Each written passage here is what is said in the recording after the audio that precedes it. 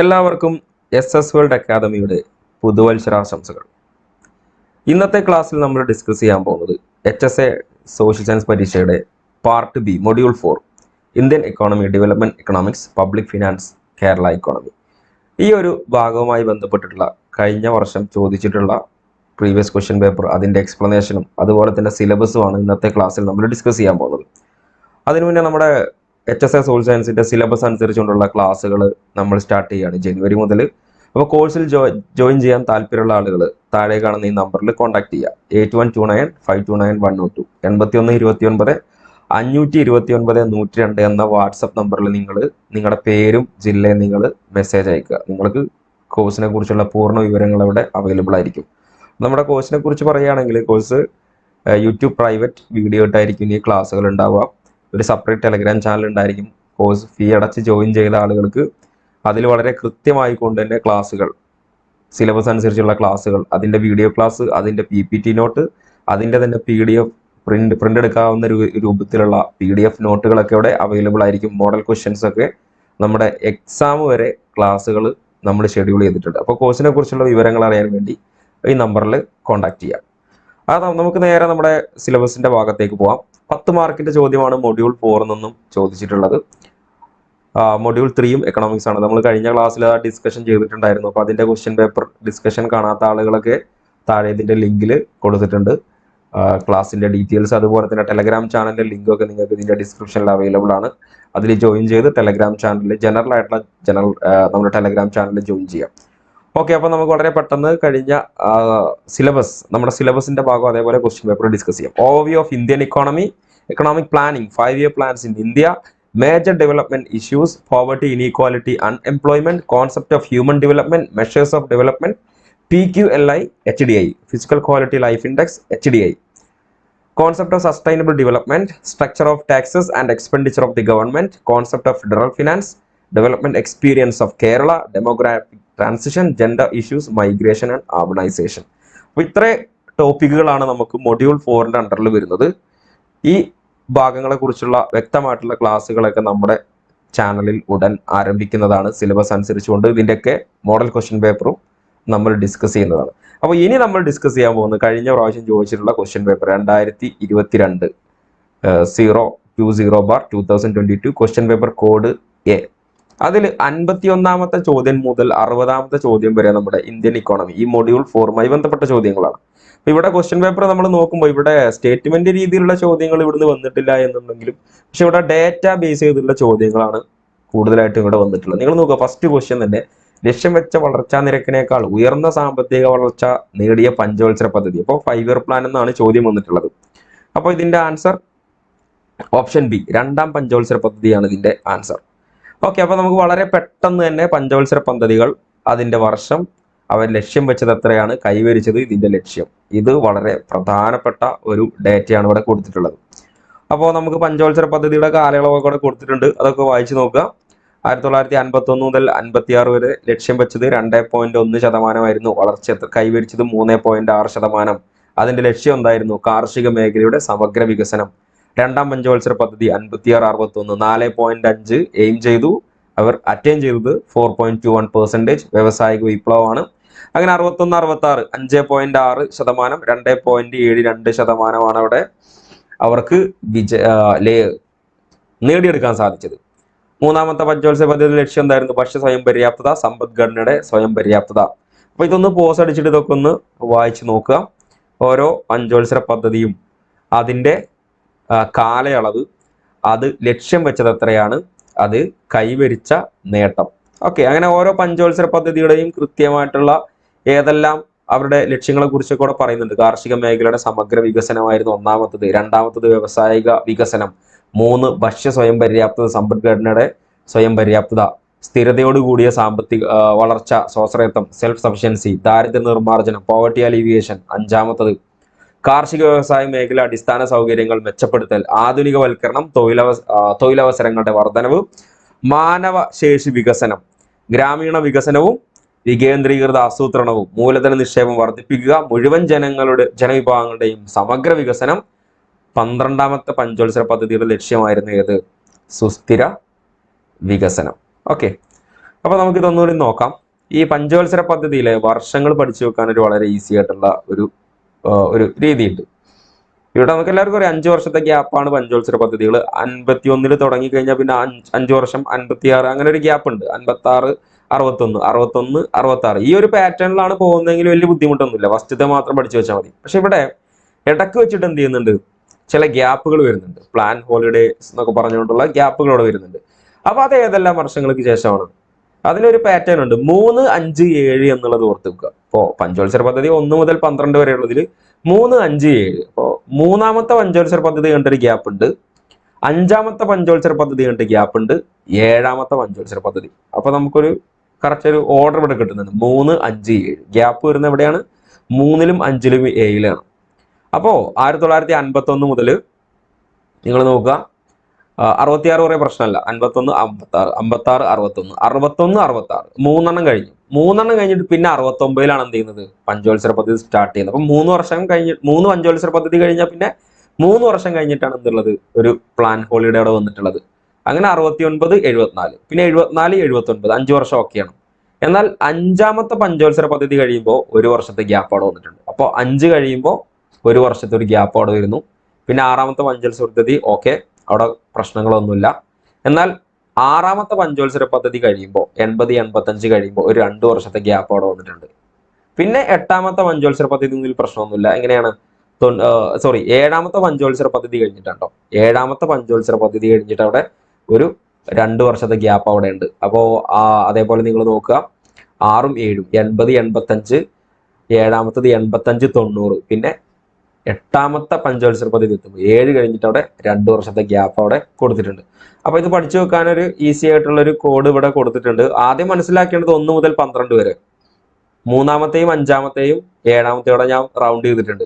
3-ാമത്തെ പഞ്ചവത്സര പദ്ധതി കഴിഞ്ഞിട്ട് 3 വർഷത്തെ ഗ്യാപ്പ്, 5-ാമത്തെ പഞ്ചവത്സര പദ്ധതി കഴിഞ്ഞിട്ട് 1 വർഷത്തെ ഗ്യാപ്പ്, 7-ാമത്തെ പഞ്ചവത്സര പദ്ധതി കഴിഞ്ഞിട്ട് 2 വർഷത്തെ ഗ്യാപ്പ്. ഇതങ്ങനെ കൂട്ടി കൂട്ടി പോയാൽ മതി. അപ്പൊ 51 ഇപ്പൊ 1-ാമത്തെ ഇത് 1, 51, 56, 2, 56, 61, 3, 61, 66, പിന്നെ 3 വർഷത്തെ ഗ്യാപ്പ് ഉണ്ട്, 69, 74, 74, 79. ഓക്കെ, 5-ാമത്തെ പഞ്ചവത്സര പദ്ധതി കഴിഞ്ഞാൽ 1 വർഷത്തെ ഗ്യാപ്പ്, 80, 85, 85, 90, 90 കഴിഞ്ഞ് പിന്നെ 2 വർഷത്തെ ഗ്യാപ്പ്. അപ്പൊ നിങ്ങൾ ഇങ്ങനെ പഠിച്ചു വെച്ചാൽ മതി. 3, 5, 7 1 മുതൽ 12 വരെയുള്ള 3, 5, 7 3 വർഷം കഴിഞ്ഞാൽ 3 പഞ്ചവത്സര പദ്ധതി കഴിഞ്ഞാൽ 3 വർഷത്തെ ഗ്യാപ്പ്. പിന്നെ 5-ാമത്തെ പഞ്ചവത്സര പദ്ധതി കഴിഞ്ഞാൽ 1 ഗ്യാപ്പ്, 1 വർഷത്തെ ഗ്യാപ്പ്. 7-ാമത്തെ പഞ്ചവത്സര പദ്ധതി കഴിഞ്ഞാൽ 2 വർഷത്തെ ഗ്യാപ്പ്. അതൊന്ന് കണക്ട് ചെയ്താൽ പിന്നെ ബാക്കിയുള്ളതൊക്കെ പഠിച്ചു വെക്കാം. ഇനി അതേപോലെ തന്നെ ഈ ലക്ഷ്യങ്ങൾ പഠിക്കാനും വളരെ ഈസിയാണ് അല്ലെ. ഒന്നാമത്തത് ഇതാണ്, കാർഷികം. അപ്പൊ നമുക്ക് തന്നെ അറിയാം, കാർഷിക മേഖല, വ്യവസായ മേഖല, സേവന മേഖല എന്നൊക്കെ പറഞ്ഞ് നമ്മൾ പഠിച്ചിട്ടുണ്ട്. ഓരോ സെക്ടറുകളാക്കി തിരിച്ചിട്ടുണ്ട്. ഏകദേശം അതുപോലെ തന്നെയാണ്. 1-ാമത്തെ പഞ്ചവത്സര പദ്ധതി കാർഷിക മേഖലയ്ക്ക് പ്രാധാന്യം കൊടുത്തു. ഇപ്പൊ കാർഷിക മേഖലയ്ക്കും വ്യവസായ മേഖലയ്ക്കും പ്രാധാന്യം കൊടുക്കണം. 2-ാമത്തത് വ്യവസായ മേഖലയാണ്. അപ്പോൾ കാർഷികം, വ്യവസായം, അപ്പൊ 1, 2 കിട്ടി. 3-ാമത്തത് സേവന മേഖലയല്ല. ഇവിടെ എന്താണ്, ഇപ്പൊ കാർഷിക മേഖലയിലും വ്യവസായ മേഖലയിലും കൂടുതൽ വികസനം ഉണ്ടായി കഴിഞ്ഞാൽ എന്ത് സംഭവിക്കും? ഭക്ഷ്യ സ്വയം പര്യാപ്തത കൈവരിക്കാൻ പറ്റും. ഭക്ഷ്യ സ്വയം പര്യാപ്തതയും സമ്പദ്ഘടനയുടെ സ്വയം പര്യാപ്തത ഇതിലൂടെ കൈവരിക്കാൻ പറ്റും. നമുക്ക് കാർഷിക മേഖലയും വ്യവസായ മേഖലയിലും പുരോഗതി ഉണ്ടായില്ല. അപ്പൊ ആദ്യത്തത് കാർഷിക മേഖലയിൽ, 2-ാമത്തത് വ്യവസായ മേഖലയിൽ, 3-ാമത്തത് എന്താണ്, ഈ 1ഉം 2ഉം കാർഷികവും വ്യവസായവും നമ്മൾ വികസനം കൈവരിച്ചാൽ അവിടെ എന്തുണ്ടാവും? ഭക്ഷ്യ സ്വയം പര്യാപ്തതയും സമ്പദ്ഘടനയുടെ സ്വയം പര്യാപ്തതയും ഉണ്ടാവും. അപ്പൊ ആദ്യത്തെ 3 കിട്ടി. ഇനി ഇത് 3ഉം ഈ സ്വയം പര്യാപ്തത കൈവരിച്ചാൽ മാത്രം പോരാ, പിന്നെന്ത് ചെയ്യണം? ഇതൊരു സ്ഥിരതയായിട്ടുള്ള വളർച്ചയാവണം അല്ലെ. ഈ ഭക്ഷ്യ സ്വയം പര്യാപ്തതയും സമ്പദ്ഘടനയിലെ സ്വയം പര്യാപ്തത എന്തായിരിക്കണം? സ്റ്റെബിലിറ്റി ഉണ്ടാവണം. അങ്ങനെ സ്ഥിരതയോടുകൂടി ഒരു വളർച്ചയായിരിക്കണം. മാത്രമല്ല, സ്ഥിരതയോടുകൂടിയുള്ള വളർച്ച കൈവരിച്ച് നമ്മൾ സെൽഫ് സഫിഷ്യന്റ് ആവണം അല്ല. ഇതൊക്കെ ഇങ്ങനെ കണക്ട് ചെയ്ത് കൊണ്ടുപോവാം. അപ്പോ നമ്മുടെ രാജ്യം കാർഷിക മേഖല പുരോഗതി, വ്യവസായ മേഖലയിൽ പുരോഗതി, അതിലൂടെ ഭക്ഷ്യ സ്വയം പര്യാപ്തതയും സമ്പദ്ഘടനയിൽ വളർച്ച ഉണ്ടായി. അത് നമ്മൾ സ്ഥിരതയായിട്ട് നിലനിർത്തി. അങ്ങനെ 5-ാമത്തതിൽ എന്തെത്തി? അങ്ങനെ സ്ഥിരതയായിട്ട് നിലനിർത്തി കഴിയുമ്പോൾ ദാരിദ്ര്യ നിർമ്മാർജ്ജനത്തിലേക്ക് എത്തും. അപ്പൊ ആദ്യത്തെ 5 സെറ്റ് അല്ലെ. ആദ്യത്തെ എയിം എന്താണ്?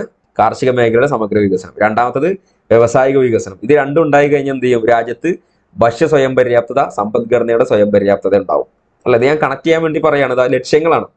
ഇത് എത്രത്തോളം കൈവരിച്ചു എന്നുള്ളതൊക്കെ അവിടെ പറയുന്നുണ്ട്. എത്ര ശതമാനമാണെന്നുള്ളത് നമ്മൾ കഴിഞ്ഞ ടേബിളിൽ കണ്ടിട്ടുണ്ടായിരുന്നു. ഇത് ഓരോ പഞ്ചവത്സര പദ്ധതിയും വിജയം കൈവരിച്ചോ, പരാജയമായിരുന്നോ, അത് വെറും പദ്ധതി ലക്ഷ്യങ്ങളിൽ മാത്രം ഒതുങ്ങിയോ എന്നുള്ളതൊക്കെ അവിടെ നിൽക്കട്ടെ.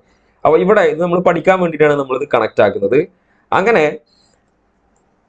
സ്ഥിരതയോടുകൂടിയ വളർച്ച, സ്വാശ്രയത്വം കൈവരിച്ചു കഴിഞ്ഞാൽ പിന്നെ നമുക്ക് അഞ്ചാമത്തത് ദാരിദ്ര്യ നിർമ്മാർജ്ജനം.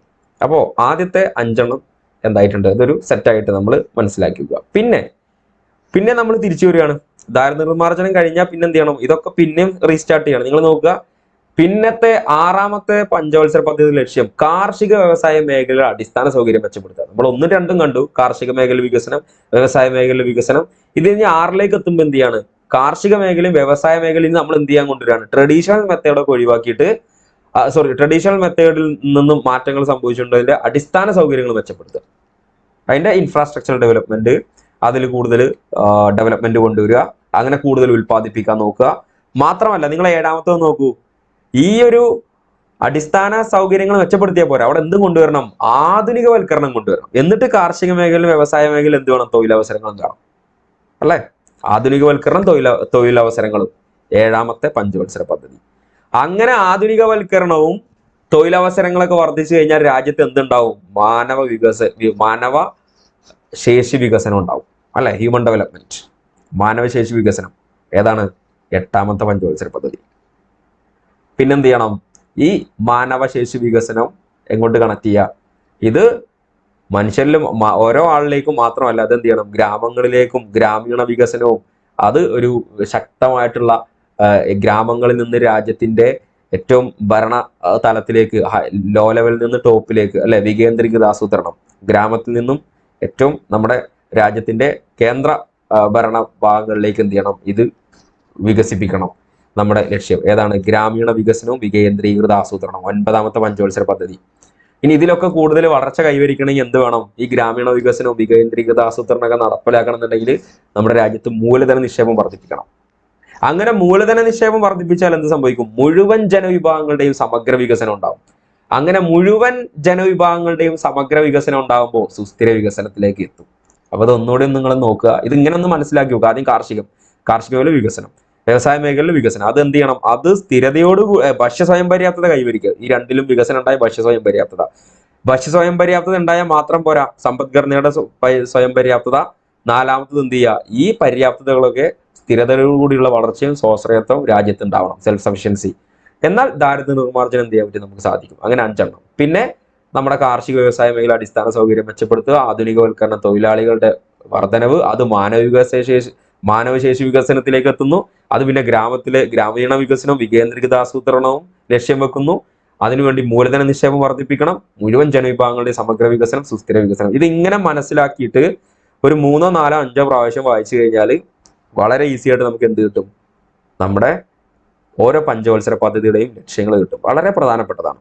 ഓക്കെ, ഇനി ഇവിടെ കുറച്ച് കാര്യങ്ങൾ ഞാൻ സ്ലൈഡിൽ ഉൾപ്പെടുത്തി. 1ാം പഞ്ചവത്സര പദ്ധതി 1951 ഏപ്രിൽ 1 നമ്മൾ ഹരിശ്രീ കുറിച്ചത്. ആരൊക്കെയാണ്, റോയ് എഫ് ഹാരോഡും US ഡോമറും വികസിപ്പിച്ചെടുത്ത ഹാരോഡോമൽ സാമ്പത്തിക മാതൃകയിലായിരുന്നു 1ാം പഞ്ചവത്സര പദ്ധതി സ്വീകരിച്ചിരുന്നത്. ഇനി ബാക്കിയുള്ളതൊക്കെ ഒന്ന് വായിച്ചു നോക്കുക. നമുക്ക് സമയം വളരെ കുറവാണ്. എല്ലാ കാര്യങ്ങളും ഇങ്ങനെ ജസ്റ്റ് പറഞ്ഞു പോകാനുള്ള സമയമില്ലാത്തതുകൊണ്ട് ഇന്നത് ഈ കാര്യങ്ങളൊക്കെ ആയിരിക്കും നമ്മൾ എവിടെ എക്സ്പ്ലെയിൻ ചെയ്യും, ടോപ്പിക് എടുക്കുന്ന സമയത്ത് വളരെ വൈഡായിട്ട് നമ്മൾ എന്ത് ചെയ്യും, അത് എക്സ്പ്ലെയിൻ ചെയ്യുന്നതായിരിക്കും. ഓക്കെ, അപ്പോൾ 1ാം പഞ്ചവത്സര പദ്ധതിയിൽ കുറച്ച് പോയിന്റുകളാണ് ഇവിടെ സ്ലൈഡിൽ കൊടുത്തിട്ടുള്ളത്. അത് പോസ്റ്റ് അടിച്ച് വായിക്കാം. ക്ലാസ് കഴിഞ്ഞാൽ ഗ്രൂപ്പിൽ ഞാൻ അത് ഷെയർ ചെയ്യും. ഓക്കെ, നിങ്ങൾക്ക് PPT വായിക്കേണ്ട ആളുകൾക്ക് PPT വായിച്ചത് മനസ്സിലാക്കി എടുക്കാവുന്നതാണ്. ഞാൻ പറഞ്ഞു, നമ്മുടെ ക്വസ്റ്റ്യൻ പേപ്പർ ഡിസ്കഷൻ സിലബസ് ഇത് വളരെ വൈഡായിട്ട് നോക്കേണ്ട ഒരു പ്രധാനപ്പെട്ട കാര്യമാണ് ഒരു എക്സാമിന് പോകുമ്പോൾ. അപ്പൊ നമുക്ക് ഏത് രീതിയിൽ ഇത് പഠിക്കാം എന്നുള്ളതിനെ കുറിച്ച് ഒരു ധാരണ ഉണ്ടാവും. Okay, yes. അതുപോലെ തന്നെ 1ാം പഞ്ചവത്സര പദ്ധതി ജലസേചനം, ഊർജ്ജ മേഖലയ്ക്കും ആകെ തുകയുടെ 27.2% മാറ്റിവെച്ചിരുന്നത്. കൃഷിക്കും സാമൂഹിക വികസനത്തിനും 17.4% തുക വകയിരുത്തി.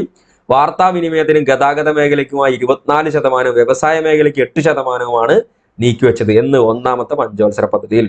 കാർഷിക മേഖലയുടെ വികാസത്തിന് ലക്ഷ്യമിട്ടതിനാൽ കാർഷിക പദ്ധതി എന്നും അറിയപ്പെടുന്നു. 1ാം പദ്ധതിയുടെ നടത്തിപ്പിൽ പ്രധാന പങ്കുവെച്ച മലയാളിയാണ് KN രാജ്. പ്രധാനപ്പെട്ട പോയിന്റാണ്. ഇതിനെ ഹാരോഡ് ഡോമോ വളർച്ചാ മാതൃക ആണ് 1ാം പദ്ധതി ആധാരമാക്കിയത്.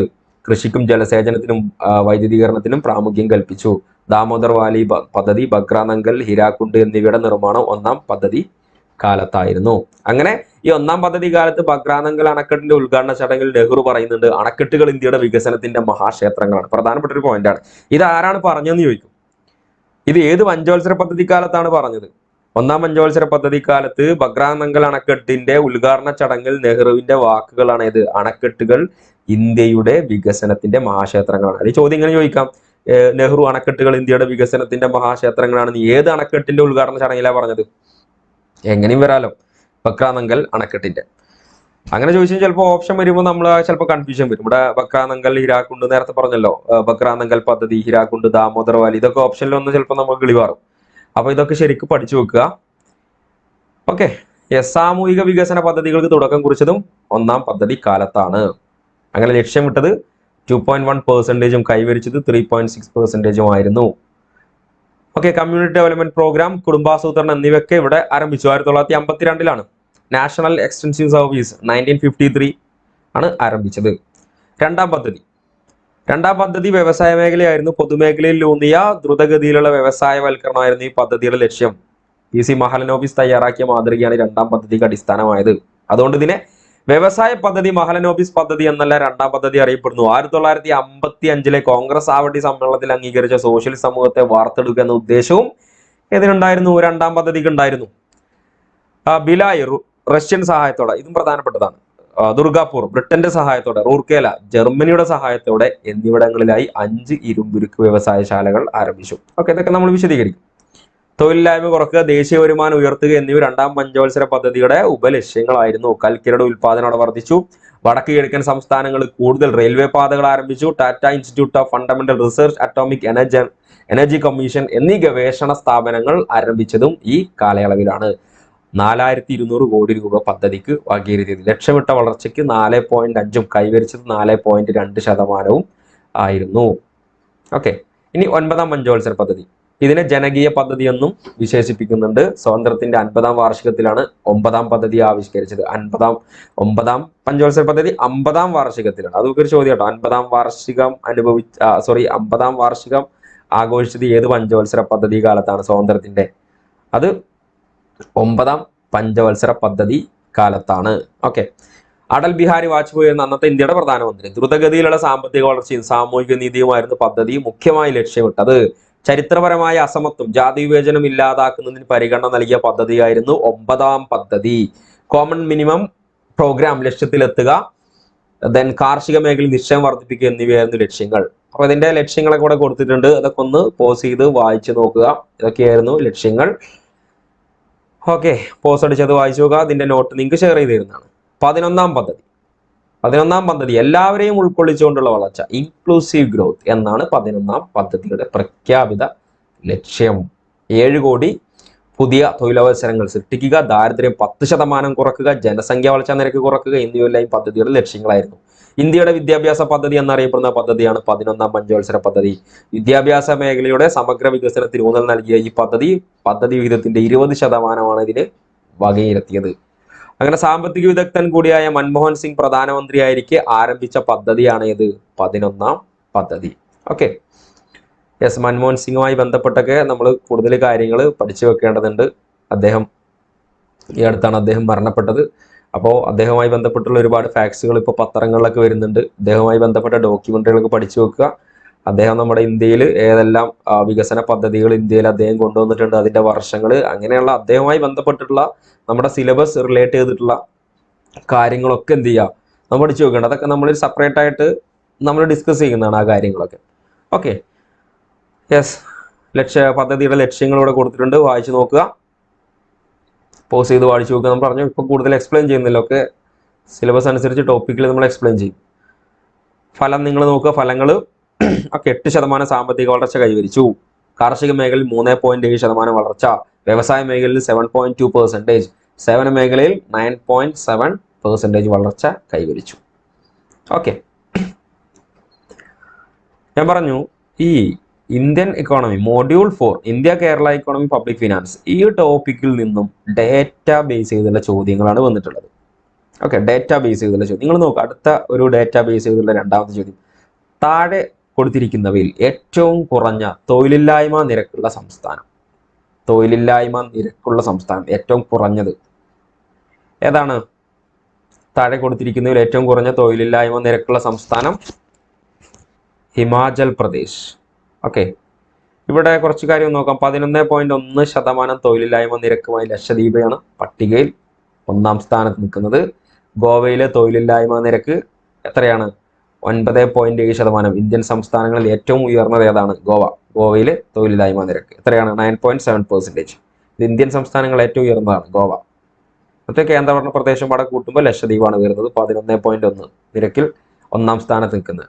ഇനി centre for monitoring Indian economy ഏറ്റവും പുതിയ കണക്ക് പ്രകാരം 2024 സെപ്റ്റംബറിൽ ഇന്ത്യയുടെ തൊഴിലില്ലായ്മ നിരക്ക് എത്രയായിരുന്നു? 7.8%. 2024 ഓഗസ്റ്റിൽ ഇത് 8.5% കുറഞ്ഞു. അപ്പോൾ ഇത് കുറഞ്ഞു വരികയാണ് കാണിക്കുന്നത്. അപ്പോൾ നമുക്ക് 2024 7.8% ആയിരുന്നു. ഇനി labour force participation ratio, labour participation rate or labour force participation rate, ഇതൊക്കെ നമ്മൾ പുതിയ ഡാറ്റ ഡിസ്കസ് ചെയ്യുന്നതാണ് സെപ്പറേറ്റ് ആയിട്ട്. അതിന്റെ നോട്ടൊക്കെ ഉണ്ടായിരിക്കും. കുറച്ച് പോയിന്റ് മാത്രം ഉൾപ്പെടുത്തിയത്. തൊഴിൽ പങ്കാളിത്ത നിരക്ക് 41.6 നിന്ന് കുറഞ്ഞ് എത്രയായി? 41%. ഇനി തൊഴിൽ നിരക്ക് 38% നിന്ന് സെപ്റ്റംബർ മാസം ആയപ്പോഴേക്കും, ഇതൊക്കെ 2024 ലേറ്റസ്റ്റ് കണക്കാണ്, 37.8% കുറഞ്ഞു. ഇതൊന്ന് ഫൈനലൈസ് ചെയ്ത് വരും. ഓക്കെ, അപ്പോൾ നമ്മളത് കറക്റ്റ് ചെയ്തിട്ടുള്ള ഒരു ഫിഗർ നമ്മൾ പഠിച്ചു വെക്കുന്നതാണ്. ഇനി നിങ്ങൾക്ക് 2022-23 കാലഘട്ടത്തിലെ കണക്കനുസരിച്ച് ഇന്ത്യയിലെ തൊഴിലില്ലായ്മ നിരക്ക് കുറയുന്ന പ്രവണതയിലാണ്. 15 വയസ്സിൽ അതിൽ കൂടുതലുമുള്ള വ്യക്തികളിൽ ഇത് 3.2%-ലെത്തി. ഇനി ഓരോ സംസ്ഥാനങ്ങളുടെ അവിടെ കൊടുത്തിട്ടുണ്ട്. നിങ്ങൾക്ക് ഇവിടെ കാണാൻ പറ്റും ഏതൊക്കെയാണ്. ആസാം 1.7%, ത്രിപുര 1.8%, മിസോറാം കൊടുത്തിട്ടുണ്ട്. ഇതിൽ നമ്മൾ ആ ഓപ്ഷൻ ബേസ് ചെയ്തുകൊണ്ട് ഹിമാചൽ പ്രദേശ് 14.1, കേരളം 7.6, ഗുജറാത്ത് 3.9%, വെസ്റ്റ് ബംഗാൾ 2.8%. ഓക്കെ, അപ്പോൾ ഇതൊന്ന് മനസ്സിലാക്കി വെക്കുക. ഇതൊക്കെ നമ്മൾ സിലബസിന്റെ അടിസ്ഥാനത്തിൽ ഇതൊക്കെ നമ്മൾ ഡിസ്കസ് ചെയ്യുന്നതാണ്. ഓക്കെ, 53ാമത്തെ ക്വസ്റ്റ്യൻ. അടുത്ത ചോദ്യം നിങ്ങൾ നോക്കുക. താഴെ കൊടുത്തിരിക്കുന്നവയിൽ ഏറ്റവും കുറഞ്ഞ ദാരിദ്ര്യ നിരക്കുള്ള സംസ്ഥാനം. എല്ലാം ഡേറ്റയാണ്. താഴെ കൊടുത്തിരിക്കുന്നവയിൽ ഏറ്റവും കുറഞ്ഞ ദാരിദ്ര്യ നിരക്കുള്ള സംസ്ഥാനം. ഇത് ഈസി ആയിട്ടുള്ള ഒരു ചോദ്യമാണ്. ഏതാണ്? നമ്മുടെ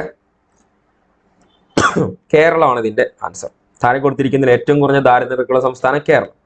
2023 കണക്കനുസരിച്ച് ഇന്ത്യയുടെ ബഹുമുഖ ദാരിദ്ര്യ സൂചിക, മൾട്ടി ഡയമെൻഷണൽ പോവർട്ടി ഇൻഡെക്സ്, വിവിധ സംസ്ഥാനങ്ങൾ ദാരിദ്ര്യ നിലവാരത്തിൽ കാര്യമായ വ്യതിയാനങ്ങൾ സൂചിപ്പിക്കുന്നു. വിദ്യാഭ്യാസം, ആരോഗ്യം, ജീവനിലവാരം തുടങ്ങിയ ഘടകങ്ങൾ പരിഗണിച്ച് വരുമാനത്തിന് അപ്പുറത്തുള്ള ദാരിദ്ര്യം MPI, multi dimensional poverty index വിലയിരുത്തുന്നു. ദേശീയ ബഹുമുഖ ദാരിദ്ര്യ സൂചിക ഒരു പുരോഗതി അവലോകനം 2023 പറയുന്ന സംസ്ഥാനങ്ങൾ തിരിച്ചുള്ള ദാരിദ്ര്യ നിരക്കാണ് ഇനി നമ്മൾ താഴെ കൊടുക്കുന്നത്. 2023 ഡേറ്റയാണ് കേട്ടോ.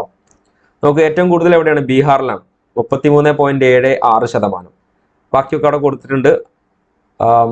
മഹാരാഷ്ട്ര ഈ ഓപ്ഷൻ ബേസ് ചെയ്ത് നമ്മൾ പറഞ്ഞിട്ടുള്ളത്. നിങ്ങൾ നോക്കിക്കോളാം. നമ്മുടെ മഹാരാഷ്ട്ര എത്രയാണ്? 6.16%. ആസാം 19.49%. കേരള 0.44%. ഗോവയിലും 0.44% ആണ്. അപ്പൊ നിങ്ങൾ നോക്കുക ഓരോ സംസ്ഥാനങ്ങൾ. ഇപ്പൊ ഇതിൽ ഏറ്റവും ദാരിദ്ര്യ നിരക്ക് കുറവുള്ള സംസ്ഥാനങ്ങളിലൊന്നും നമ്മൾ ഏറ്റവും താഴെ നോക്കുമ്പോൾ കേരളം, പിന്നെ ഗോവ, ഹിമാചൽ പ്രദേശ്, തമിഴ്നാട്, സിക്കിം, മിസോറാം, തെലങ്കാന, ആന്ധ്രാപ്രദേശ്, ഇങ്ങനെ പോകും. ഏറ്റവും ദരിദ്രർ ഏറ്റവും കൂടുതലുള്ള ഇന്ത്യയിലെ സംസ്ഥാനങ്ങളാണ് ഇത്. ബീഹാർ 33.76%, ജാർഖണ്ഡ് 28.81%, ഉത്തർപ്രദേശ് 27.43%, മധ്യപ്രദേശ് 21.09%, ആസാം 19.49%, ഒഡീഷ, രാജസ്ഥാൻ, ഛത്തീസ്ഗഡ്, വെസ്റ്റ് ബംഗാൾ, ഗുജറാത്ത്, നാഗാലാൻഡ്. ഓക്കെ, ആ ഒരു രീതിയിലാണ് വരുന്നത് അല്ലേ? ഓക്കെ, അപ്പൊ ഈ ഡേറ്റയൊക്കെ വളരെ പ്രധാനപ്പെട്ട ഡേറ്റയാണ്. ഇതൊക്കെ നോട്ട് ഞാൻ ഷെയർ ചെയ്ത് തരുന്നതാണ്. അല്ലാത്ത ആളുകൾക്ക് ഇത് എഴുതിയെടുക്കാവുന്നതാണ്. 54ാമത്തെ ചോദ്യം. 2021 വേൾഡ് ഇക്കണോമിക് ഫോറത്തിന്റെ കണക്കനുസരിച്ച് ഗ്ലോബൽ ജെൻഡർ ഗ്യാപ്പ് റിപ്പോർട്ട് ഇന്ത്യയുടെ സ്ഥാനം. നിങ്ങൾ ഈ ചോദ്യങ്ങളൊക്കെ നോക്കുക. 4ാമത്തെ ചോദ്യം നിങ്ങൾ നോക്കുക. 54ാമത്തെ ചോദ്യം എല്ലാം ഡേറ്റാ ബേസ്ഡ് ആണ്. 2024 വേൾഡ് ഇക്കണോമിക് ഫോറത്തിന്റെ കണക്കനുസരിച്ച് ഗ്ലോബൽ ജെൻഡർ ഗ്യാപ്പ് റിപ്പോർട്ട് ഇന്ത്യയുടെ സ്ഥാനം 140ാം സ്ഥാനത്താണ്. ഇനി 2024 എത്രയാണത്? ഇപ്പൊ ഇത് ഇന്ത്യയുടെ സ്ഥാനം ഇപ്പൊ 129 ആയിട്ടുണ്ട്.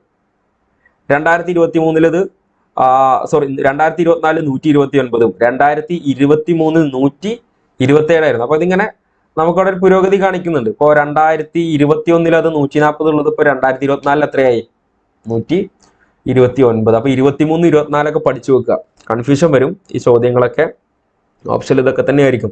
127, 128, 129, 130 എന്നൊക്കെ പറഞ്ഞു കൊടുക്കും. അപ്പൊ ആകെ കൺഫ്യൂഷൻ ആവും. ഇങ്ങനെ ഒരുപാട് ഡേറ്റ നമുക്ക് പഠിക്കാനുണ്ട്. അതൊക്കെ നമ്മൾ എക്സാം അടുപ്പിച്ച് എന്ത് ചെയ്യും, ഒരു സെപ്പറേറ്റ് ആയിട്ട് നമുക്ക് അതിന് ഡീറ്റെയിൽ ആയിട്ട് ഒരു ക്ലാസ് കൊടുക്കുക. നമ്മളത് എക്സാം അടുപ്പിച്ച് പഠിച്ചു പോകേണ്ട കാര്യങ്ങളാണ് ഈ ഡേറ്റകളൊക്കെ. എന്നാൽ ഇതൊന്ന് മനസ്സിലാക്കി വെക്കുക. ഒന്നാം സ്ഥാനത്ത് ആരാണ്? ഐസ്ലാൻഡാണ്. Okay, yes. ഇനി കുറച്ച് ഡേറ്റകൾ കൊടുത്തിട്ടുണ്ട്. ഗ്ലോബൽ ഹങ്കർ ഇൻഡെക്സ് 2024 ഇന്ത്യയുടെ സ്ഥാനം. ഇത് വളരെ പ്രധാനപ്പെട്ട ഒരു ടേബിളാണ് കേട്ടോ.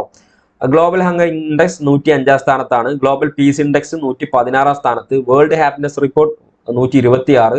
ഗ്ലോബൽ ജെൻഡർ ഗ്യാപ്പ് ഇൻഡെക്സ് എത്രയാണ്? 129. ഇപ്പൊ നമ്മൾ കണ്ടു. വേൾഡ് പ്രസ് ഫ്രീഡം ഇൻഡെക്സ് 159 സ്ഥാനം. Natural conservation index 179. Human freedom index 109. ഏറ്റവും വലിയ ജനാധിപത്യ രാജ്യമാണ് ഇത്, നമ്മുടെ രാജ്യം. ലോകത്തിലെ ഏറ്റവും വലിയ ജനാധിപത്യ രാജ്യം. അതിൽ നമ്മുടെ ഹ്യൂമൻ ഫ്രീഡം ഇൻഡെക്സ് നിങ്ങൾ നോക്കുക 109 സ്ഥാനത്താണ്. എൻവയോൺമെന്റൽ performance tax 176. Global liveability index 141 സ്ഥാനത്ത്. ഓക്കെ, അപ്പോൾ ഇതൊക്കെ ഒന്ന് മനസ്സിലാക്കി വെക്കുക. മനസ്സിലാക്കി വെച്ചാൽ പോരാ, നന്നായിട്ട് പഠിച്ചു വെക്കുക. അതിലെ പോയിന്റുകളൊക്കെ കൃത്യമായിട്ട് നിങ്ങൾ നോക്കുക. ഇവിടുന്ന് ഒരു ചോദ്യം ഉറപ്പായിട്ടും വരും, ഒരു സംശയമില്ലാത്ത കാര്യമാണ് അല്ലേ. 2024 ഇൻഡെക്സുകൾ കൊടുത്തിട്ടുണ്ട്. ഇത് വളരെ പ്രധാനപ്പെട്ടൊരു ഡേറ്റയാണ് ഇവിടെ കൊടുത്തിട്ടുള്ളത്. അത് പഠിച്ചു വെക്കുക. അടുത്ത ചോദ്യം, നീതി ആയോഗിന്റെ സുസ്ഥിര വികസന സൂചികയിൽ ആദ്യ സ്ഥാനത്തുള്ള ഇന്ത്യൻ സംസ്ഥാനം എന്താ? ചോദ്യങ്ങളൊക്കെ നീതി ആയോഗിന്റെ സുസ്ഥിര വികസന സൂചികയിൽ ആദ്യ സ്ഥാനത്തുള്ള ഇതൊക്കെ സിമ്പിൾ ചോദ്യമാണ്. ഏതാണ്? കേരളമാണ്. നീതി ആയോഗിന്റെ SDG sustainable development goal India സൂചിക 2023-24 ഉത്തരാഖണ്ഡും കേരളവും മികച്ച പ്രകടനം നടത്തിയ സംസ്ഥാനങ്ങളായി ഉയർന്നു. ഇപ്പോൾ ഏറ്റവും ലേറ്റസ്റ്റ് ഡേറ്റയിൽ. ഓക്കെ, അപ്പോൾ നീതി ആയോഗിന്റെ ലക്ഷ്യങ്ങൾ കൈവരിക്കുന്നതിലുള്ള ഇന്ത്യൻ സംസ്ഥാനങ്ങളുടെ പുരോഗതി വിലയിരുത്തുന്നു. അപ്പോൾ ആദ്യം അതൊക്കെയാണ്. ഇപ്പൊ 2023-24 അടിസ്ഥാനത്തിൽ ഉത്തരാഖണ്ഡും കേരളവും ഒക്കെയാണ് ഒന്നാം സ്ഥാനത്ത് നിൽക്കുന്നത് അല്ല. ഉത്തരാഖണ്ഡ് ഓരോ സംസ്ഥാനങ്ങളുടെ സ്കോർ കൊടുത്തിട്ടുണ്ട്. 79 സ്കോർ. കേരളം 79. പിന്നെ തമിഴ്നാട്, ഗോവ, ഹിമാചൽ പ്രദേശ്, സിക്കിം, മഹാരാഷ്ട്ര, കർണാടക, പഞ്ചാബ്, ഗുജറാത്ത് ഈ ഒരു രീതിയിൽ ഒരു ഏറ്റവും കുറവ് എവിടെയാണ്? ഏറ്റവും താഴെ ബീഹാർ, നാഗാലാൻഡ്, മേഘാലയ ഈ സംസ്ഥാനങ്ങളാണ് സ്ഥിതി ചെയ്യുന്നത്. ഇതൊക്കെ പഠിച്ചു നോക്കുക. അടുത്ത ചോദ്യം, UNDP-യുടെ 2020 മാനവ വികസന സൂചികയിൽ ഇന്ത്യയുടെ സ്ഥാനം എത്രയാണ്? 131 സ്ഥാനം. യെസ്, നോക്കുക. 2024 എത്രയാണ്? ഇത് 134ആയി. 2023-ലും 24-ലും 134 സ്ഥാനത്താണ് നിൽക്കുന്നത്. ഡാറ്റ നമ്മൾ പിന്നെ നമുക്കിത് പഠിക്കേണ്ടതാണ്. ഓക്കെ, നമ്മളിത് എക്സാം അടുപ്പിച്ച് പഠിക്കേണ്ട സംഭവങ്ങളാണ് ഈ ഡേറ്റകളൊക്കെ. ഇനി HDI റാങ്കിങ് നോക്കിക്കോളൂ. 2024 HDI തീമാണ് കേട്ടോ. Breaking the gridlock, imaging cooperation in a polarised world. Gridlock അതായത് സ്തംഭനാവസ്ഥ തകർക്കുന്നു. ധ്രുവീകരിക്കപ്പെട്ട ലോകത്ത് സഹകരണം പുനർവിചിന്തനം ചെയ്യുക. Breaking the gridlock, reimagining cooperation in a polarised world. Okay, HDI ranking country wise നിങ്ങൾ നോക്കുക. ഒന്നാം സ്ഥാനം സ്വിറ്റ്സർലാൻഡ്, നോർവേ. ഇതിപ്പോ നമ്മളെപ്പോഴും കാണും ഈ സ്വിറ്റ്സർലാൻഡ് ഇങ്ങനെയുള്ള ഇൻഡെക്സിലൊക്കെ നിങ്ങൾ നോക്കുക. സ്വിറ്റ്സർലാൻഡ്, നോർവേ, ഐസ്ലാൻഡ് ഇങ്ങനെ വരും. പക്ഷെ ഇവിടെയും നമ്മളെ കൺഫ്യൂഷൻ അടിപ്പിക്കും. ഇനി ഐസ്ലാൻഡ് ആണോ സ്വിറ്റ്സർലാൻഡ് ആണോ നോർവേ? ചില റാങ്കിങ്ങിൽ ഇങ്ങനെ മാറ്റം വരും. ഇപ്പോൾ ഹാപ്പിനെസ് ഇൻഡെക്സിൽ ഇപ്പോൾ വേറെ ഏതെങ്കിലും രാജ്യം ഇപ്പോൾ ഐസ്ലാൻഡ് ആണെന്നുണ്ടെങ്കിൽ ചിലപ്പോൾ സ്വിറ്റ്സർലാൻഡ് ഇവിടെ HDIയിൽ വരും. അപ്പോൾ ഇതൊന്നും മാറാൻ പാടില്ല. ശരിക്കും പഠിച്ചു നോക്കുക. നമ്മളെപ്പോഴും വിചാരിക്കും അത് ഐസ്ലാൻഡ് ആയിരിക്കും ഒന്നാം സ്ഥാനം, അല്ലെങ്കിൽ സ്വിറ്റ്സർലാൻഡ് ആയിരിക്കും. അല്ല, ഇതിൽ മാറ്റങ്ങളുണ്ട്. അപ്പോൾ ഇത് ശരിക്കും പഠിച്ചു നോക്കുക. HDI റാങ്കിങ്ങിൽ ഒന്നാം സ്ഥാനത്തുള്ളത് സ്വിറ്റ്സർലാൻഡ്, രണ്ടാം സ്ഥാനം നോർവേ, ആദ്യത്തെ 3 സ്ഥാനങ്ങളൊക്കെ പഠിച്ചു നോക്കുക. യെസ്, 57ാമത്തെ ചോദ്യം, 2020 സാമ്പിൾ രജിസ്ട്രേഷൻ സിസ്റ്റം റിപ്പോർട്ട് അനുസരിച്ച് കേരളത്തിലെ ശിശു മരണ നിരക്ക്, ഇൻഫന്റ് മോർട്ടാലിറ്റി റേറ്റ് 2020 കണക്കാട്ടോ. ഓക്കെ, കറണ്ട് അഫേഴ്സ് ആയിരുന്നു ഈ ചോദ്യങ്ങളൊക്കെ. ഇതാണ് സബ്ജക്റ്റിലും കറണ്ട് അഫേഴ്സ് ആണ് ഫുള്ള്. കറണ്ട് അഫേഴ്സ് നമ്മുടെ സിലബസിൽ പാർട്ടിയിൽ ഉണ്ടെങ്കിൽ ഇവിടെ സബ്ജക്റ്റിലും കറണ്ട് അഫേഴ്സ് നമുക്ക് പഠിച്ചു വെക്കാനുണ്ട്. പ്രത്യേകിച്ചും എക്കണോമിക്സിന്റെ ഭാഗങ്ങളിൽ, ഇന്ത്യൻ ഇക്കോണമിയുടെ ഭാഗങ്ങളിൽ നമുക്ക് പഠിക്കാനുണ്ട്. 7:1000 അല്ലെ, 1000-ൽ 7 പേരാണ് ശിശുമരണ നിരക്ക്. 2024 എത്രയായി? 6:1000, 1000-ൽ 6 ആണ് ശിശുമരണ നിരക്ക് 2024. ഓക്കെ, ഇനി ഇവിടെ നമ്മുടെ ഇന്ത്യ എത്രയാണ്? 2024 26 ആണ്. 1000-ൽ 26 ഇന്ത്യയുടെ ഇൻഫന്റ് മോർട്ടാലിറ്റി റേറ്റ്. ഇനി ഇവിടെ ആദ്യം അത് ഏറ്റവും കുറവ് നാഗാലാൻഡ് ആണ്, 3, മിസോറാം 3, സിക്കിം 5, അവിടെ കൊടുത്തിട്ടുണ്ട്. ഇൻഫന്റ് മോർട്ടാലിറ്റി റേറ്റ് എത്രയാണെന്നുള്ളത് കേരളത്തിൻ്റെ എത്രയാണ്? 6ആണ്. കേരളത്തിൻ്റെത് 6, ആൻഡമാൻ നിക്കോബാർ 7, തമിഴ്നാട്. അപ്പോൾ തമിഴ്നാടൊക്കെ പഠിച്ചു വെക്കുക. 8ആണ്. 8/1000, 8/1000 അങ്ങനെ കൊടുക്കുക. അതായത് 1000 കുട്ടികളിൽ അവിടെ കുട്ടികൾ ജനിക്കുന്നതിൽ 8 കുട്ടികൾ മരണപ്പെടുന്നു എന്നുള്ളതാണ് ഇൻഫന്റ് മോർട്ടാലിറ്റി റേറ്റ് പറയുന്നത്. ഗോവ. ഓക്കെ, ഇനി ബാക്കി ഇവിടെ കൊടുത്തിട്ടുണ്ട്. ഡൽഹിയിൽ 11. അങ്ങനെ പറയുമ്പോൾ എത്രയാണ്? 11. 1000 കുട്ടികളിൽ 11 കുട്ടികളോടെ മരണപ്പെടുന്നു. അങ്ങനെ കർണാടക, ത്രിപുര, വെസ്റ്റ് ബംഗാൾ അങ്ങനെ ഓരോ നമ്മൾ കൊടുത്തിട്ടുണ്ട്. ഓക്കെ, അങ്ങനെ എല്ലാ കേന്ദ്രഭരണ പ്രദേശങ്ങളും ഇന്ത്യയിലെ സംസ്ഥാനങ്ങളും കേന്ദ്രഭരണ പ്രദേശങ്ങളും ഉൾപ്പെടുത്തിയിട്ടുള്ള ഒരു ലിസ്റ്റാണ് ഇവിടെ കൊടുത്തിട്ടുള്ളത്. മധ്യപ്രദേശ് നിങ്ങൾക്ക് 46. 1000 കുട്ടികളിൽ 46 കുട്ടികൾ എന്ത് ചെയ്യുന്നുണ്ട്? ജനിക്കുന്ന കുട്ടികൾ 46 കുട്ടികളവിടെ മരണപ്പെടുന്നു എന്നുള്ളതാണ് കണക്കുകൾ. ഇനി 58ാമത്തെ ചോദ്യം, ഇന്ത്യയിലെ ചരക്ക് സേവന നികുതിയുടെ നിശ്ചയിച്ച സ്ലാബിൽ പെടാത്ത നിരക്ക് ഏത്? ഓക്കെ, ഇത് നമ്മുടെ ആ ഒരു GSTയുടെ ഒരു ബേസ് ചോദ്യമായിരുന്നു. ഈസി ആയിട്ടുള്ള ഒരു ക്വസ്റ്റ്യൻ ആയിരുന്നു. ഏതാണ്? 10ആണ് ഇതിന്റെ ആൻസർ. അപ്പോൾ GSTയെ കുറിച്ച് നമുക്ക് വൈഡായിട്ട് പഠിക്കാനുണ്ട്. ഇവിടെ ഈ ഒരൊറ്റ 2-3 സ്ലൈഡ് കൊണ്ട് തീരുന്ന കാര്യമല്ല. ഒരുപാട് കാര്യങ്ങൾ നമുക്ക് GSTയെ കുറിച്ച് പഠിക്കാനുണ്ട്. കഴിഞ്ഞ പരീക്ഷയിൽ ഒരു സിമ്പിൾ ചോദ്യമാണ് കഴിഞ്ഞ എക്സാമിന് ചോദിച്ചത്. ഓക്കെ, സ്ലാബ് റേറ്റുകൾ. അതിൽ 10ആണ് പെടാത്തത്. അത് നമുക്ക് GST സെപ്പറേറ്റ് നമുക്ക് പഠിക്കാനുണ്ട്. അപ്പോൾ നമുക്ക് ഡിസ്കസ് ചെയ്യാം. 59ാമത്തെ ചോദ്യം, 2011 സെൻസസ് അനുസരിച്ച് കേരള ജനസംഖ്യയിൽ 60 വയസ്സിന് മുകളിൽ ഉള്ളവരുടെ ആകെ ശതമാനം എത്രയാണ്? നമ്മൾ ഇന്ത്യയുടെ ഏജ് സ്ട്രക്ചർ പഠിച്ചിട്ടുണ്ട്. 10ാം ക്ലാസ്സിലെ ടെക്സ്റ്റ് ബുക്കിലൊക്കെ കൃത്യമായിട്ട് ഒരു പൈ ചാർട്ടൊക്കെ കൊടുത്തിട്ടുണ്ട്. ഇത്ര വയസ്സ് മുതൽ ഇത്ര വയസ്സ് വരെയുള്ളത് ഇന്ത്യയിൽ 2011 സെൻസസ് പ്രകാരം ഇത്ര ആളുകളുണ്ട് അല്ലേ? ഇവിടെ കേരളത്തിലെ ജനസംഖ്യ 60 വയസ്സിന് മുകളിലുള്ളവരുടെ ആകെ ശതമാനം എത്രയെന്നാണ് ചോദിച്ചിട്ടുള്ളത്. ഇതിന്റെ ആൻസർ ഏതാണ്? ഓപ്ഷൻ സി, 13ആണ് ഇതിന്റെ ഉത്തരം. ഇനി നോക്കുക, ഏജ് സ്ട്രക്ചർ കേരള 2011 കണക്ക് പ്രകാരം നിങ്ങൾ നോക്കിക്കോളൂ. 0 മുതൽ 14 വയസ്സ് വരെ 19%. 15 മുതൽ 64 വയസ്സ് വരെ 70% ആളുകൾ. 65 മുകളിൽ 12% ആളുകൾ. ഇത് 2011 കണക്ക് പ്രകാരം. 65 വയസ്സാട്ടോ. അപ്പൊ 60 ആകുമ്പോഴാണ് അവിടെ 13%ത്തിലേക്ക് എത്തിയിട്ടുള്ളത്. ഇത് കുറെ ആളുകൾ 12% ഇതിൽ മാർക്ക് ചെയ്തിട്ടുണ്ടായിരുന്നു. അങ്ങനെ ഇതൊരു കൺഫ്യൂസിങ് ആയിട്ടുള്ള ഒരു ക്വസ്റ്റ്യൻ ആയിരുന്നു ഈ 59ാമത്തെ ക്വസ്റ്റ്യൻ. ഇനി ഇവിടെ കുറച്ച് അതിന് പോപ്പുലേഷൻ ഡേറ്റ കൊടുത്തിട്ടുണ്ട്. പോപ്പുലേഷൻ വർധനവ് 4.91%. 2011 2001 അത് 9.43. 1991 14.32% ഇവിടെ വളർച്ച പോപ്പുലേഷനിൽ ഉണ്ടായിരുന്നത്. ഇനി ഇന്ത്യയുടെ ഡെമോഗ്രഫി നോക്കുക. 0 മുതൽ 14 വയസ്സ് വരെ 25%, 25.68. 15 മുതൽ 64 വരെ 67.49%. 65 വയസ്സിന് മുകളിൽ 6.83%. ഓക്കെ, ഇത് ഇന്ത്യയുടെ 2021 എസ്റ്റിമേറ്റഡ് കണക്കാണ് ഇവിടെ കൊടുത്തിട്ടുള്ളത്. അതുപോലെ തന്നെ അതിൻ്റെ ഒരു ഡയഗ്രാം ഇവിടെ കൊടുത്തിട്ടുണ്ട്. നിങ്ങൾ നോക്കുക, മൾട്ടിപ്പിൾ ബാർ ഡയഗ്രാം ഇത്. ഇതൊക്കെ നമുക്ക് പഠിക്കാനുണ്ട് കേട്ടോ. സ്റ്റാറ്റിയുടെ ഒരു ഭാഗങ്ങളിൽ ബേസ് ആയിട്ടുള്ള സംഭവങ്ങളാണ് bar diagram, multiple bar diagram. ഒരൊറ്റ ബാറിൽ തന്നെ 3 വിവരങ്ങൾ കൊടുത്തിട്ടുണ്ട്. നിങ്ങൾ ഓരോ കളർ തിരിച്ചിട്ട് ആദ്യത്തേത് ഇവിടെ ഈ ഒരു നീല കളറിൽ കൊടുത്തിട്ടുള്ളത് 0 മുതൽ 14 വയസ്സ് വരെ ഉള്ളത് അല്ലെ. പിന്നത് 15 മുതൽ 64 വയസ്സ് വരെ, പിന്നെ 65 വയസ്സിന് മുകളിലുള്ളത്, അങ്ങനെ അവിടെ കൊടുത്തിട്ടുണ്ട്. അപ്പൊ നിങ്ങൾ നോക്കുക, ഇവിടെയൊക്കെ ഓരോ ഇപ്പൊ 2012 മുതൽ 2022 വരെയുള്ള ഡേറ്റയാണ് കൊടുത്തിട്ടുള്ളത്. അപ്പൊ അവിടെ ഉള്ള വേരിയേഷൻ ഒക്കെ നോക്കുക. ഇപ്പോൾ 2022 ആയപ്പോഴേക്കും അവിടെ വന്ന മാറ്റങ്ങൾ, ഏത് ഏജ് കാറ്റഗറി. ശരിക്കും നമ്മൾ ഏജ് കാറ്റഗറി ഇങ്ങനെയാണ് പറയുക. നമ്മളൊക്കെ പഠിച്ചു വെച്ചിട്ടുള്ളത് 0 മുതൽ 14 വയസ്സ് വരെ, 15 മുതൽ 64 വയസ്സ് വരെ, 65 വയസ്സിന് മുകളിൽ, ഇങ്ങനെയാണ് നമ്മൾ പഠിച്ചു വെച്ചിട്ടുള്ളത്. അപ്പൊ ഇതിന്റെ ഇടയിൽ ഇപ്പൊ ആ ചോദ്യം നിങ്ങൾ കണ്ടോ, 60 വയസ്സിന് മുകളിൽ എന്ന് പറഞ്ഞാണ് കൊടുത്തിട്ടുള്ളത് കേരളത്തിൽ. ഓക്കെ, അപ്പൊ ഇതൊക്കെ നന്നായിട്ട് മനസ്സിലാക്കി വെക്കുക. അതൊക്കെ നമ്മൾ റീസെന്റ് ഡേറ്റ ആയിട്ട് പഠിക്കുന്നതാണ്. അവസാനത്തെ ചോദ്യം, ഫിസിക്കൽ ക്വാളിറ്റി ലൈഫ് ഇൻഡെക്സിന്റെ ഘടകങ്ങളേവ? ഇതൊരു സിമ്പിൾ ചോദ്യമായിരുന്നു. ഓപ്ഷൻ ഡി, PQLI ഘടകങ്ങൾ: ശിശുമരണ നിരക്ക്, ആയുർദൈർഘ്യം, സാക്ഷരത. അങ്ങനെ യുണൈറ്റഡ് നേഷൻ ഡെവലപ്മെന്റ് പ്രോഗ്രാമിന്റെ 2020 ഹ്യൂമൻ ഡെവലപ്മെന്റ് ഇൻഡെക്സ് റിപ്പോർട്ട് പ്രകാരം 189 രാജ്യങ്ങൾ 117ാം സ്ഥാനത്താണ് ഇന്ത്യയുടെ PQLI റാങ്ക്. ഓക്കെ, അപ്പോൾ ഇതൊക്കെ ഇനി നമ്മൾ ഓരോ ഇൻഡെക്സുകളും വളരെ വിശദമായിട്ട് ഇനി നമ്മൾ സിലബസ് അനുസരിച്ച് എക്സ്പ്ലെയിൻ ചെയ്യുന്നതാണ്. സൂചിപ്പിച്ചു, ഈ ടോപ്പിക്കൊക്കെ നമ്മൾ എക്സാം അടുപ്പിച്ച് ഇത് സെപ്പറേറ്റ് ചെയ്തിട്ട് നമ്മൾ ഡിസ്കസ് ചെയ്യേണ്ടതും പഠിക്കേണ്ടതുമായിട്ടുള്ള ഒരു ടോപ്പിക്കാണ്. അല്ലെങ്കിൽ നമ്മൾ മറന്നു പോകും, കൺഫ്യൂഷൻ വരും. അതാണ് ഇതിന്റെ ഒരു പ്രശ്നം. അപ്പൊ ഇനി അടുത്ത ക്ലാസ് അനിക്ഷ സാറായിരിക്കും അടുത്ത ടോപ്പിക്ക് 2 എടുക്കുന്നത്. നമ്മുടെ 5ാമത്തെയും 6ാമത്തെയും പൊളിറ്റിക്കൽ സയൻസ്, ഇന്റർനാഷണൽ പൊളിറ്റിക്സിന്റെ ഭാഗമായിട്ടുള്ള സിലബസും അതിന്റെ ക്വസ്റ്റ്യൻ പേപ്പറും ഡിസ്കസ് ചെയ്യുന്ന ക്ലാസ്സുകൾ ഉണ്ടായിരിക്കും. പിന്നെ ജോഗ്രഫിയുടെ 2 ഭാഗങ്ങളും 7, 8 നമ്മൾ ഇതുപോലെ തന്നെ അതിന്റെ ക്വസ്റ്റ്യൻ പേപ്പർ അതിന്റെ സിലബസും നമ്മൾ ഡിസ്കസ് ചെയ്യുന്നതാണ്. വളരെ പെട്ടെന്ന് തന്നെ നമ്മൾ നമ്മുടെ ക്ലാസ്സുകൾ സ്റ്റാർട്ട് ചെയ്യുന്നതാണ്. അപ്പോൾ നമ്മുടെ ക്ലാസ്സിനെ കുറിച്ചുള്ള വിവരങ്ങൾ ലഭിക്കാൻ വേണ്ടിയിട്ട് ഈ നമ്പറിൽ നിങ്ങൾ കോൺടാക്ട് ചെയ്യുക, വാട്സപ്പ് മെസ്സേജ് അയക്കുക 8129529102 8129529102.